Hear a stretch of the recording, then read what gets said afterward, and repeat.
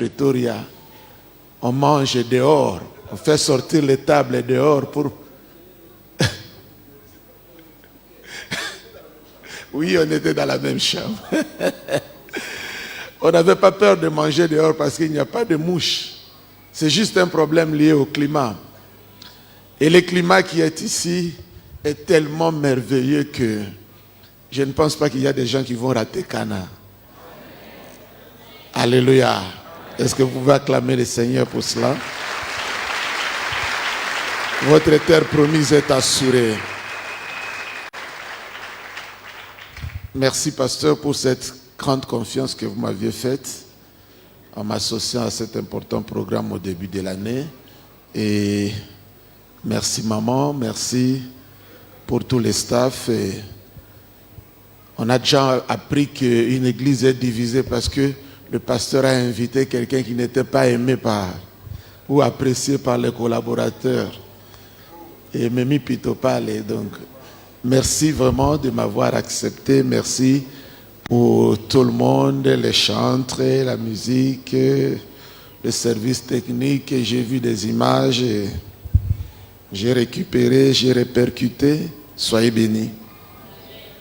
Ok, j'aimerais partager avec vous un texte ce matin, Josué chapitre 3, verset 7. L'Éternel dit à Josué, aujourd'hui, je commencerai.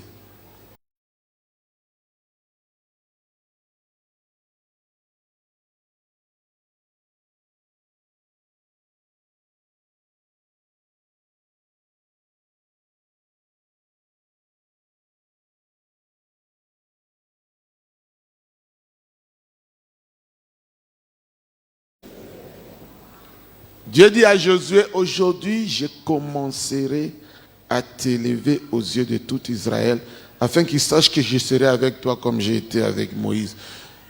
Nous sentons que c'est une conclusion. C'est-à-dire Josué a eu à poser un certain nombre d'actes qui ont amené Dieu maintenant à... C'est une source de bénédiction et de percée incommensurable.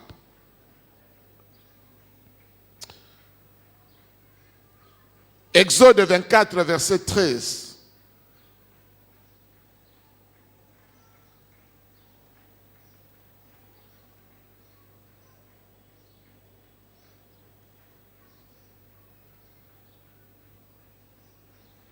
Moïse s'élevait avec Josué qui le servait. Et Moïse monta sur la montagne de Dieu. Moïse s'éleva avec Josué qui faisait quoi? Qui le servait. Il s'est décidé d'être le serviteur. Ça signifie que quand Moïse est parti sur la montagne jeûner pendant 40 jours, 40 nuits, 2 fois, Josué était à côté de lui. On parle du jeûne de Moïse, mais on ne parle pas du jeûne de Josué. Effacé. Il était sur la montagne.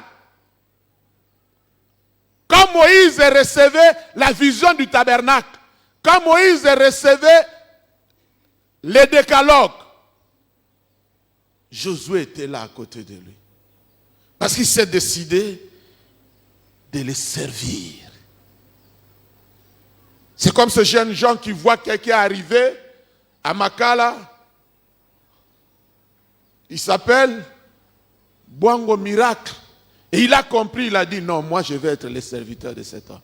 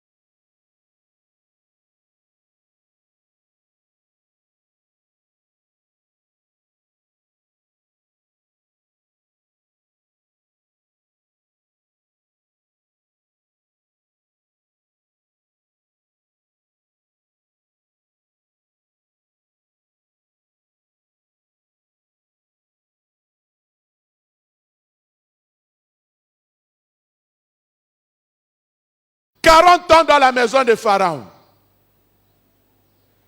40 ans dans le désert pour souffrir. Il a appris beaucoup de choses que jamais Josué ne pouvait apprendre comme ça facilement. La cause la plus difficile, bien aimé dans le Seigneur, c'est d'apprendre toi-même par expérience. Tu passes toi-même par les mêmes difficultés. C'est très dur. Mais si tu es à côté de quelqu'un qui est passé par ces difficultés-là et qui est capable de te dire, non, ne fais pas ça. Fais ça. Tu l'écoutes bien aimé dans le Seigneur, tu acceptes de l'écouter. Tu ne vas pas trop souffrir comme lui il a souffert.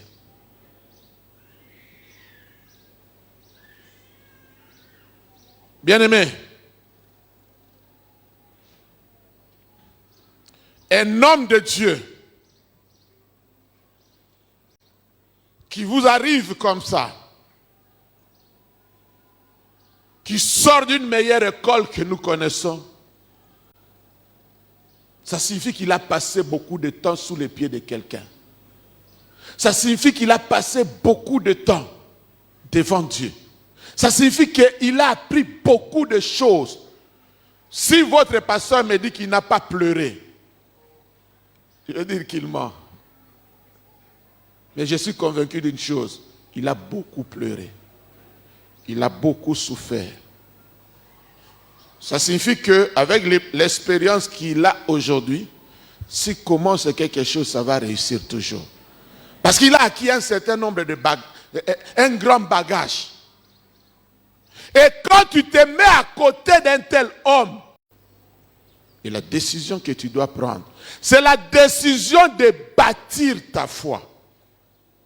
Il s'est décidé de bâtir sa foi, de croire sincèrement à ce Dieu que Moïse est venu les présenter. Dans le voyage de la vie,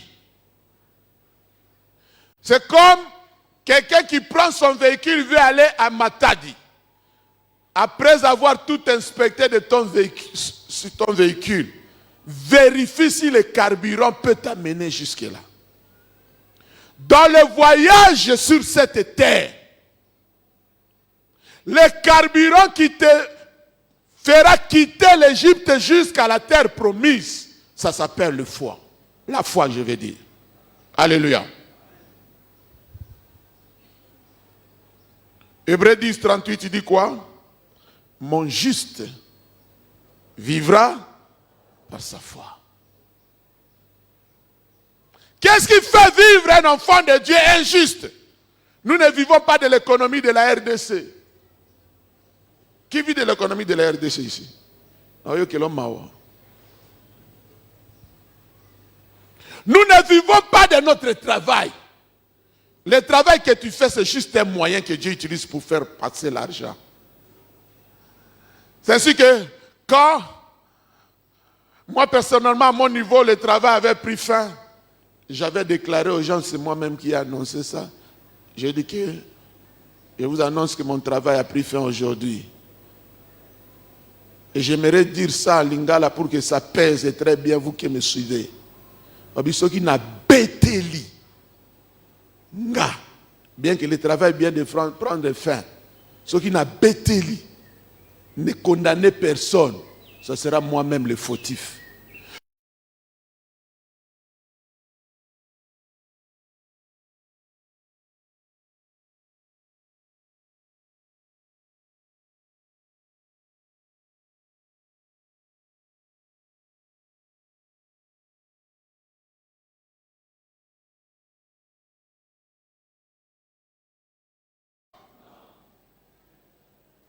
Par le business. Le juste ne vivra pas. Si je vis par la foi, je dois investir chaque jour pour que ma foi soit en place. Je dois travailler chaque jour pour que ma foi soit en place. C'est ainsi que quand Josué, Caleb et tous les autres sont allés inspecter la terre promise, ceux qui n'ont pas investi dans leur foi, qu'est-ce qui s'est passé? Ils ont commencé à trembler. Ils ont tremblé. Ils ont commencé à dire n'importe quoi. Et vous savez, un homme qui n'a pas la foi, il exagère toujours. Nous n'avons vu que des géants.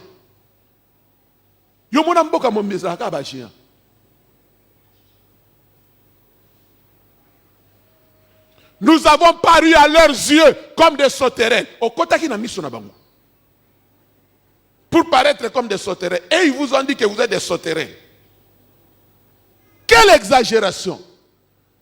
Quelqu'un qui n'a pas la foi, il efface Dieu et il glorifie les géants. Un homme qui a la foi, il voit les géants. Il sait qu'il est là. Mais la taille de Dieu, la grandeur de Dieu, l'amène à diminuer les géants.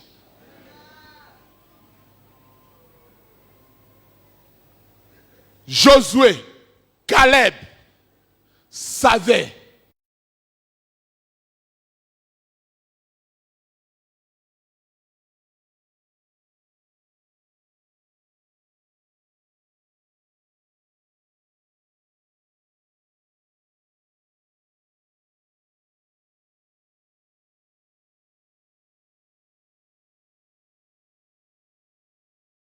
faire de la tête aux pieds.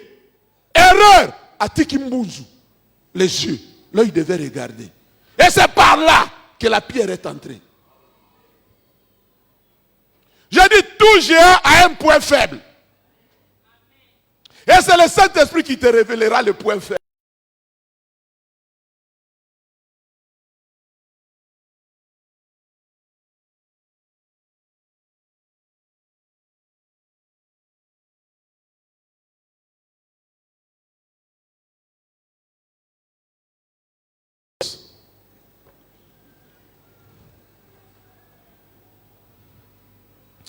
Versets 6 à 10.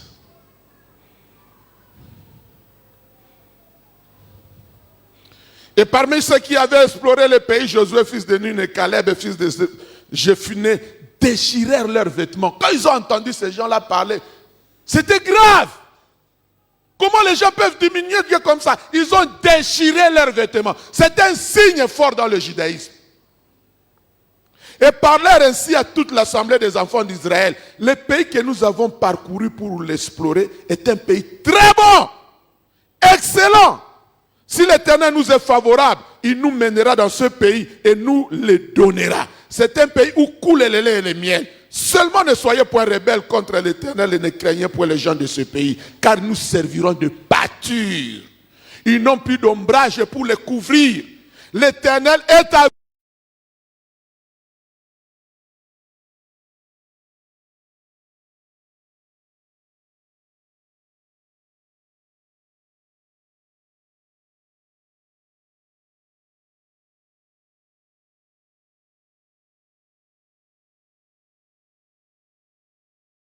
ce jour-là, tout a changé. La destinée de tous ceux qui sont venus d'Égypte, tout a changé ce jour-là. D'autres vont entrer, d'autres vont mourir dans le désert. Un seul jour de doute peut t'amener, bien-aimé dans le Seigneur, une année de retard. Il refuse de dire amen. Un seul jour de doute, Dieu dit, vous avez fait 40 jours. Qui nous donnera de la viande à manger. Nous nous souvenons des poissons que nous mangions en Égypte et qui ne nous coûtaient rien. Des concombres, des melons, des poireaux, des oignons et des os. Maintenant notre âme est desséchée, plus rien. Nos yeux ne voient que de la manne. Hey! Ils ne se sont pas appropriés la vision. Est-ce que la vision était de regretter l'Égypte? De penser encore à l'Égypte? Et dans le nombre de 14, bien aimé, parmi les choses qui ont énervé Dieu, ils se sont décidés, nommons un autre chef. Nous allons rentrer en Égypte. Hey! On abandonne cette histoire que Moïse nous a amenée. Et quelque part, où il n'y avait-il pas de tombeau pour que nous puissions être bien enterrés là-bas? Nous allons mourir ici, tout ça. ils ne se sont jamais appropriés cette vision. Frère, le message, ma soeur, le message que Dieu vous a amené ici au travers de l'arche et de l'alliance, c'est le message de vie. Appropriez-vous ce message. Récupérez ça. Amenez ça dans vos maisons. Adaptez votre vie par rapport à ce message. La sanctification, la crainte de Dieu, toutes ces choses-là, appropriez-vous ça. Que ça devienne le vôtre. Josué ne s'est jamais retrouvé dans aucune rébellion. Il n'a jamais exprimé des murmures, des inquiétudes. Pour lui, l'Égypte, c'était du passé, c'est oublié. C'est ce qu'ils ont déchiré des vêtements. Vous pensez encore à l'Égypte. Toi, tu es ici et tout le monde est dedans. Si tu es dedans, c'est là où tu donneras ta dîme. Si tu es dedans, tu penseras à l'avenir de cette église. Si tu es dedans, tu ne résisteras pas quand il y a un appel de fonds. Si tu es dedans, bien-aimé, là, tu as même des messages, des visions, comment tu peux faire quelque chose ici. Dieu te parlera.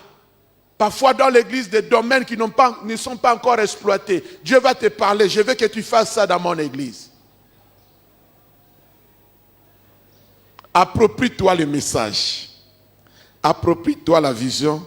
C'est ce que Jésus a fait.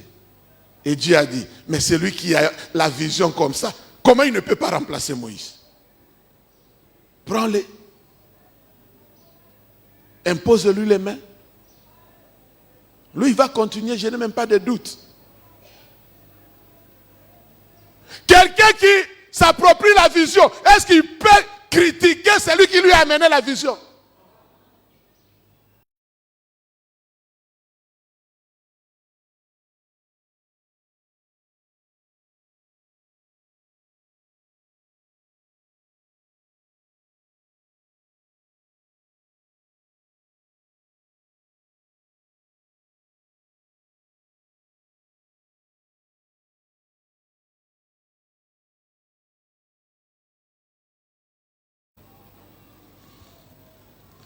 Alléluia.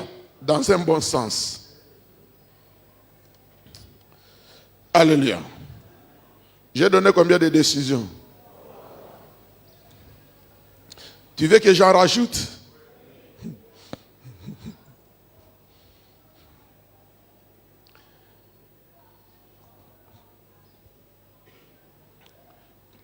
Quatrième décision de Josué.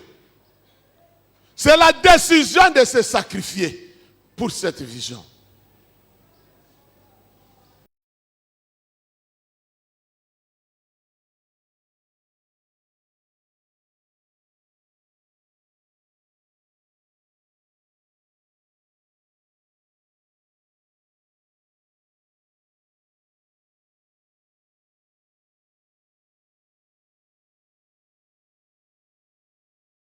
Il a sacrifié beaucoup de tout ce qui est ses intérêts propres pour cette histoire-là. Il s'est sacrifié.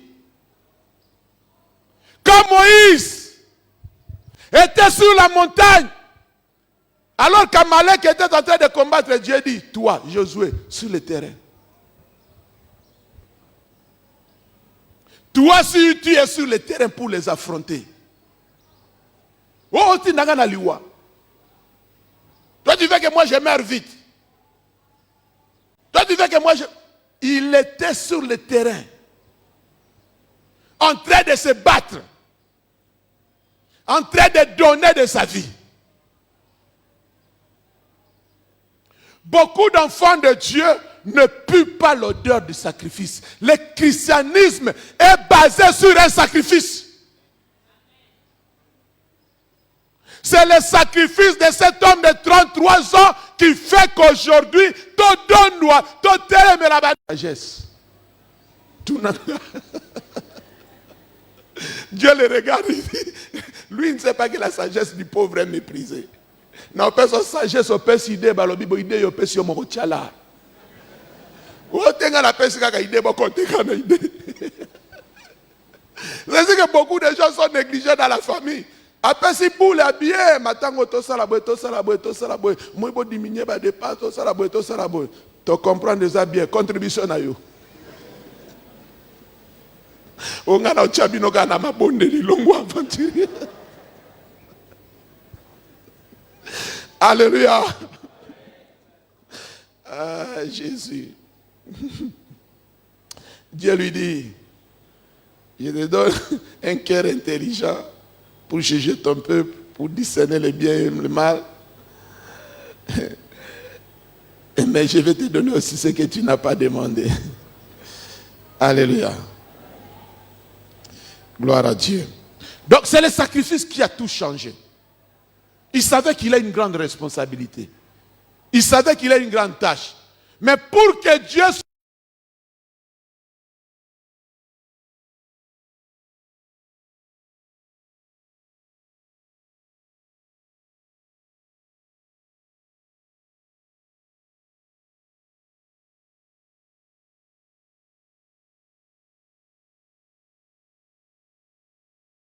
Toi, tu penses que tu dois sacrifier dans la joie.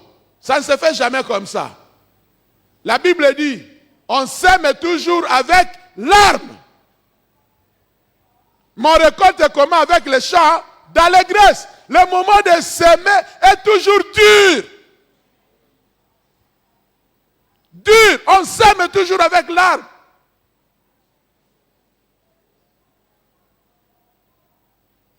Je n'ai jamais oublié cette demande qu'on m'a faite. Et la personne pleurait, elle était dans de sérieux problèmes. Et va me poser le problème juste le montant que j'avais. Comment il a su que c'est le montant que j'ai? Quand je suis allé prendre ça pour venir le donner, bien aimé dans le Seigneur, dans mon cœur je souffrais, je disais, ça va se faire comment?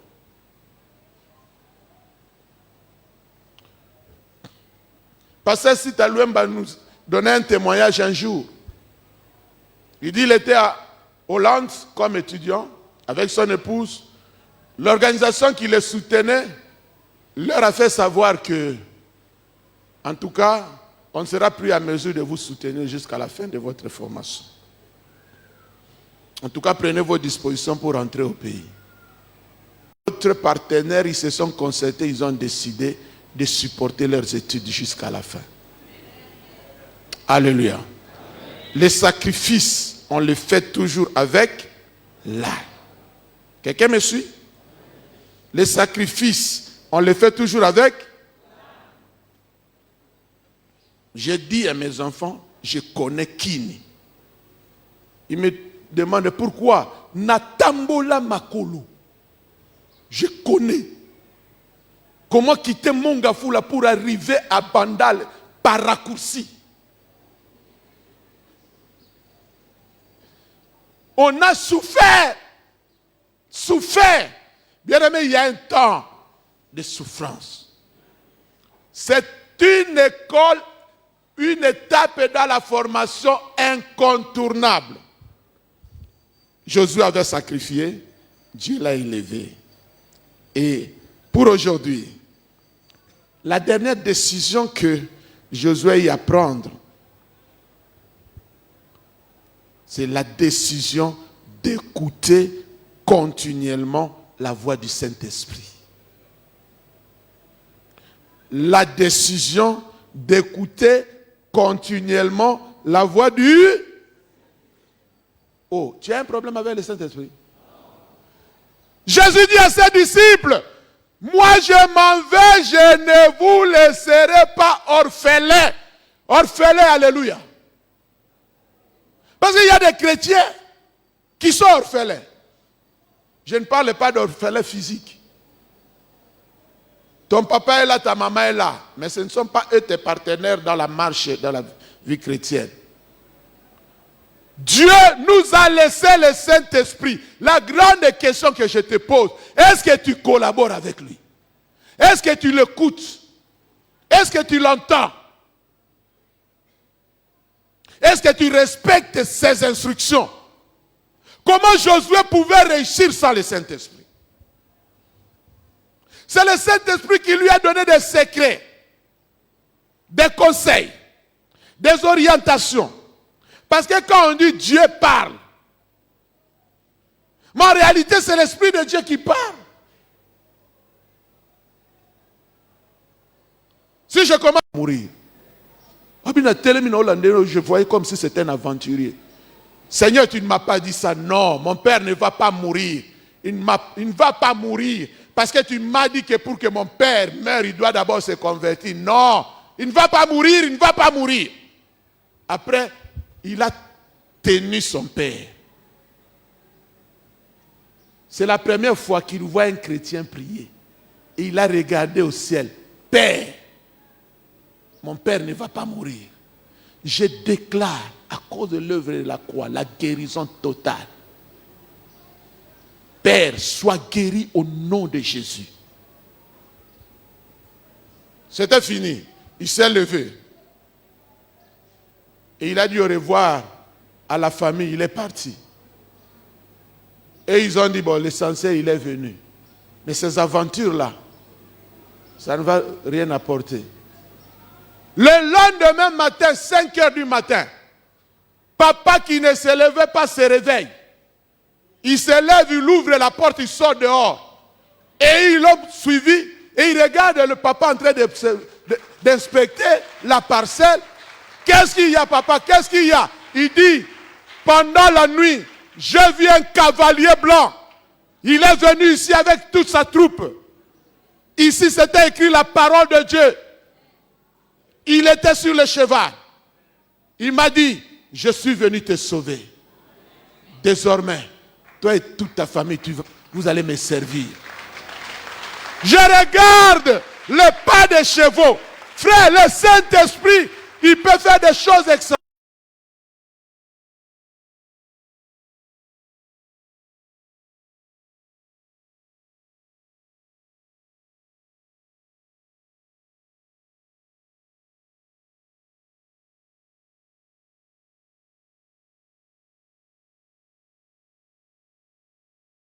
Maintenant, je vais commencer à t'élever aux yeux de tous, afin que l'on sache que je suis avec toi, comme j'ai été avec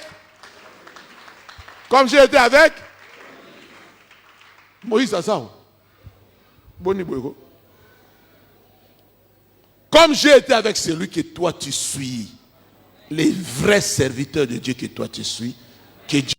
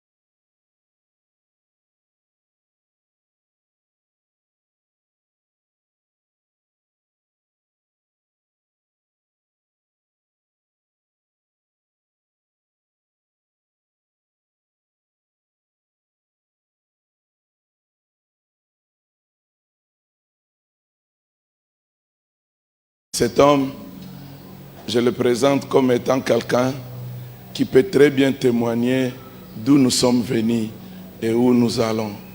Donc s'il y a quelqu'un qui peut vous expliquer comment l'Arche Makara a commencé au niveau de l'immeuble et quels sont les problèmes que nous avons connus, comment les choses ont commencé, la personne que je vous présente, c'est celui-ci. Toyokani. Alors le témoignage c'est quoi? On n'avait pas l'argent pour payer les loyers. pour que l'église commence. On a pris contact avec Papa Joachim et Papa Joachim a fait confiance en nous. Et on s'est fixé rendez-vous. Mais les jours où on devrait venir pour verser l'argent. Vivre tes promesses. Tu dois vivre l'élévation. Tu dois vivre la bénédiction divine. Crois à la vision. Notre vision est très claire. Tu ne peux pas bouder. Approprie-toi. Marche dans la sanctification. Marche dans la crainte de Dieu. Aie une bonne santé. Arrêtez de servir Dieu tout en vivant en désordre. Arrêtez de vous rebeller. Même vous qui êtes dans des départements, prenez ces décisions-là. Dites à Dieu, je ne vais plus me comporter comme auparavant. Ça va nuire à mon avenir. Je vais vivre par la foi. Un homme de foi n'insulte pas Dieu. Un homme de foi croit à la parole de Dieu. Un homme de foi, ce n'est pas celui qui fait des calculs humains. Un homme de foi, c'est celui qui porte des actes où il ne peut pas être compris par le monde. Par le monde. La Bible dit, maudit soit l'homme qui se confie dans l'homme. Maudit soit l'homme qui se confie dans l'homme. Mais quiconque qui se confie à l'Éternel. Bien-aimé, le temps est venu pour que tu puisses commencer à faire des sacrifices. Le temps est venu pour que tu puisses aimer Dieu, aimer son église, aimer son œuvre. Le temps est venu pour que tes oreilles ne puissent pas être séduites. Et des oreilles de Josué et Caleb. Tout le monde est dans les négatifs. Sauf Caleb et Josué. Même si tu seras avec les autres mamans, même si tu seras avec les autres papas, les autres jeunes qui vont dire de n'importe quoi, toi, tes oreilles, que cela n'entre pas. Reste avec ce que Dieu t'a dit. Reste avec ce que Dieu t'a dit. Reste avec ce que Dieu t'a dit. Pour la première fois que tu es entré dans cette église, reste avec ça. On est là pour vous aider. On est là pour vous canaliser. Parce que ce que j'ai fait aujourd'hui, pour que ton avenir demain puisse être meilleur. Je vois ton avenir, ce que nous avons souffert. On a eu des larmes, on a eu des nuits blanches, on a eu à quitter les lits, on a eu à aller dans la forêt. On a eu, peut-être toi tu n'auras pas quitté les lits, peut-être toi tu n'iras pas dans la forêt. On a eu à aller dans la forêt, frère. On a eu à chercher Dieu en larmes. On a eu à se priver de beaucoup de choses. On a eu à compter sur Dieu. On a eu à accepter. Bien-aimé, tu es dans un très bon endroit. Persévère.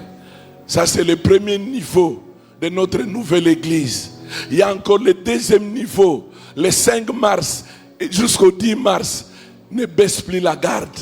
Je vais vous suspendre à ce niveau-là. Et restez dans cette soif. Il y aura des hommes et des femmes, des jeunes qui seront bénis par des charismes. Dieu va vous aider. Dieu va faire des choses extraordinaires. Dieu va vous utiliser. Rien ne va commencer à vous résister. Ça, c'est important. Lève tes mains. Lève tes mains. Lève tes mains. Pendant que nous terminons ce programme, par le pouvoir que Dieu m'a donné, sois libéré de tout ce qui t'empêchait de palper la grandeur. Lève bien tes mains. Lève-toi là où tu es. Si tu ne peux pas te mettre debout, mais j'ai besoin de ta foi. Nous venons de terminer un programme formidable. Et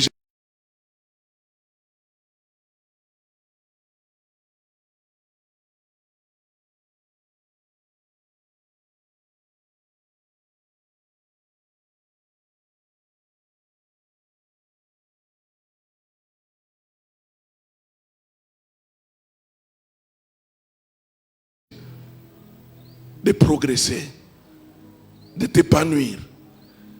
Sois libéré par l'autorité que Dieu m'a donnée de tout esprit de blocage. Au nom de Jésus. Au nom de Jésus. Sois libéré de toute forme de maladie. Des maladies incurables. Qu'importe le nom de la maladie.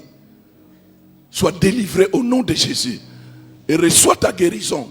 Tu as besoin de la bonne santé. Sois délivré de la stérilité. Qu'importe l'origine. Sois délivré de l'esprit de dette. Gloire à Jésus, gloire à Jésus, gloire à Jésus. Seigneur, bénis ces dîmes et ces offrandes. Laisse que toute la gloire te revienne. Au nom de Jésus, nous avons prié. Amen.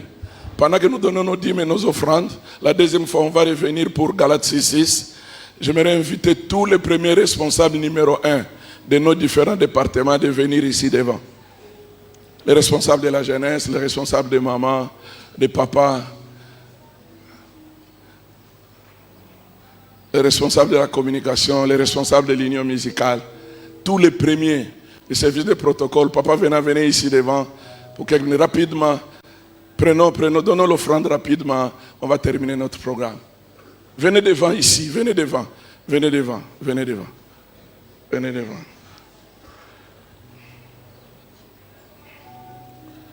Venez devant.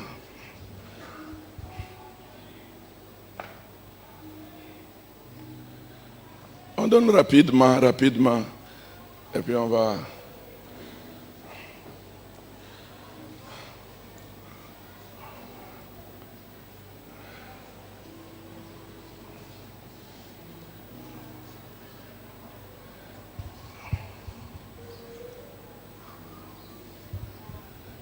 Nous avons Papa Olivier qui est le responsable numéro 1 de Papa.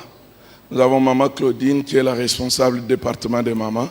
Nous avons notre frère Jean-Claude qui est le responsable de l'intercession. Nous avons notre frère Joël qui est le responsable de la jeunesse. Nous avons notre frère David qui est le responsable du ministère caché. Nous avons notre frère Papa Fena qui est le responsable du protocole. Nous avons Doudou qui est le responsable de l'Ecodim. Nous avons Eric qui est le responsable de l'union musicale. Nous avons Papa Mafuta qui est le responsable des conseils et suivis. Nous avons Papa Désiré qui est le responsable du département des finances. Nous avons notre frère Cyril qui est le responsable de la communication. Je ne sais pas si j'ai oublié quelqu'un. Frères et sœurs, soyez pour moi des Josué. Les choses sérieuses ont commencé. Je crois que pour ceux qui ont les yeux spirituels, pour ceux qui savent entendre la voix de Dieu, on est en train d'aller quelque part. Vous n'avez pas besoin de vous laisser emporter ou d'effrayer un autre.